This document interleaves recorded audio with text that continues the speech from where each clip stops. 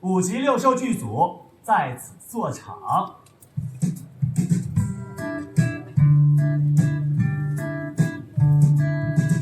花有重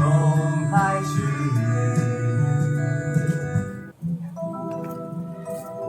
我还能趟过忘川河。我们这部剧有一个英文名字叫做 On the Road，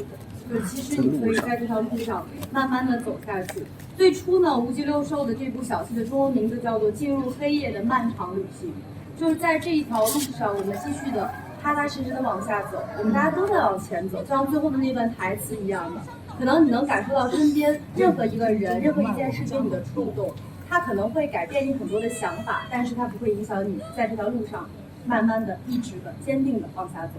前面有一条长长的队，队里有咱们认识的人，还有咱们不认识的人。我们确实第一次带麦，演了7年没有带过麦，第一次，对，然后也第一次在户外演出，所以也非常感谢桂林艺术节能给我们这样的一个机会，然后在这样的一种自然的，而且是这么优美的自然的环境当中去演这出戏，非常开心。